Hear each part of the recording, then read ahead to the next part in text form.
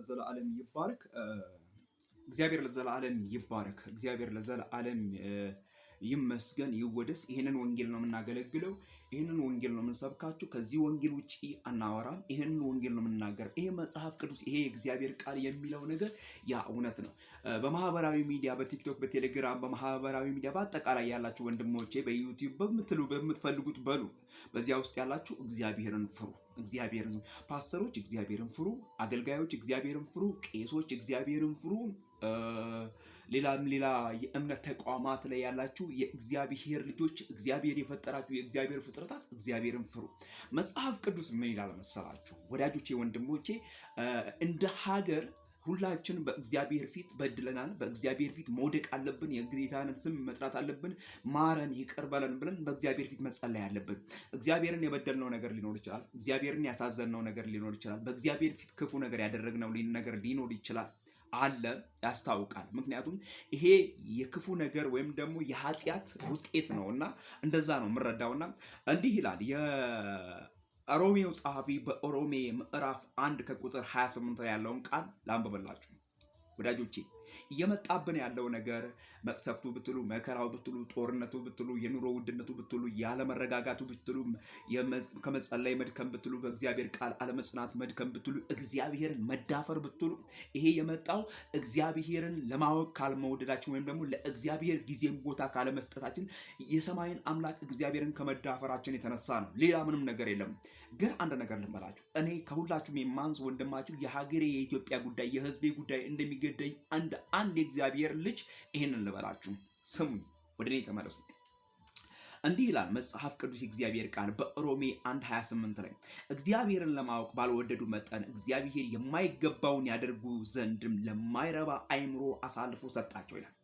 ቁጥር 29 አመፃ ሁሉ፣ ግፍ፣ መመኘትም፣ ክፋትም ሞላባቸው። ቅንዓትን፣ ነፍስ መግደልም፣ ክርክርን፣ ተንኮልን፣ ክፉ ጠባይን ተሞሉ። የሚያሾኮሽኩ ሐሜተኞችም፣ አምላክን የሚጠሉ፣ የሚያንገላቱ፣ ትዕቢተኞች፣ ትምክተኞች፣ ክፋትን የሚፈላልጉ፣ ለወላጆቻቸው የማይታዘዙ፣ የማያስተውሉ፣ ውል የሚያፈርሱ፣ ፍቅር የሌላቸው፣ ምሕረት ያጡ ናቸው።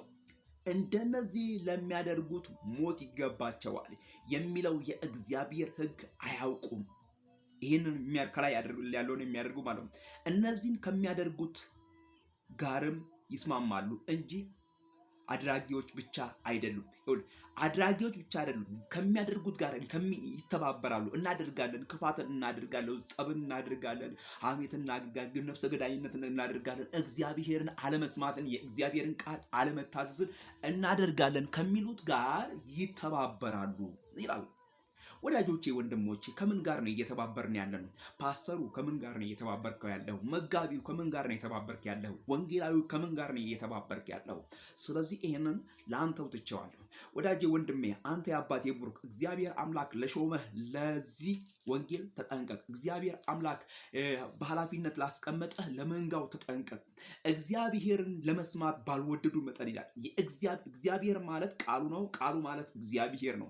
ይሄንን ቃል እግዚአብሔር ለመስማት ባልወደዱ መጠን እግዚአብሔር አምላክ ራሱ ለማይረባ አእምሮ አሳልፎ ሰጣቸው። እግዚአብሔርን መስማት አለብን። የእግዚአብሔርን ሕዝብ መስማት አለብን። የእግዚአብሔር አገልጋይ የእግዚአብሔር ነቢይ ሚክያስ በዘመኑ የተናገረውን ትንቢት የሰማ ተጠቀመ፣ ያልሰማ ተጎዳ። መጽሐፍ ቅዱስ ብዙ የሚለን ነገር አለ። ይሄን ዘመን በኢየሱስ ክርስቶስም እኔ ከዘፍጥረት 6 ላይ ከዚያ ከሚያገቡት እና ከሚጋቡት ከሚዳሩት ዘመን ለይቼ አላየሁም። ምክንያቱም እግዚአብሔርን መፍራት እያየሁበት አይደለሁም። እግዚአብሔርን መስማት እያየሁበት አይደለሁም። ትውልድ ወደ ገዛ መንገዱ ይሄዳል። ትውልድ በገዛ መንገዱ ይሄዳል። ተመለሱ። ሲሪየስ የምነግራችሁ ነገር ተመለሱ ይላችኋል እግዚአብሔር ተመለሱ ይላችኋል። ተመለሱ ይላል። የምትሰርቀው አትስረቅ፣ የምታመነዝረው አታመንዝር፣ እግዚአብሔርን የምትሳደበው አትሳደብ፣ በእግዚአብሔር ሕዝብና በእግዚአብሔር ልጆች ላይ በክፋት የምትነሳ አትነሳ። በእግዚአብሔር ፊት በንስሐ ውደቁ።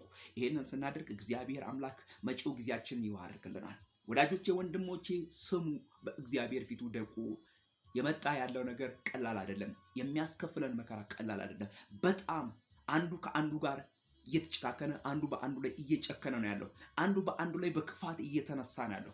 ወዳጆቼ፣ ወንድሞቼ፣ የአባቴ ብሩካን መጽሐፍ ቅዱስ ስለኛ የሚናገረው የሚጠቅመን ነው። ስለዚህ ሁላችንም ይህንን ቃል ልንሰማና ልናስተውል ይገባል። መዳን በሌላ በማንም የለም። እንድንበት ዘንድ ከሰማይ በታች የተሰጠን ስም ኢየሱስ ነው። የልጁ የኢየሱስ ክርስቶስ ደም ከኃጢአት ሁሉ ያድናል፣ ያነጻል እያልን ይህንን የመሰራትን ወንጌል እነግራቸዋለን። ጌታ ለዘለዓለም ይባረክ። ኢየሱስ ጌታ ነው። አሜን።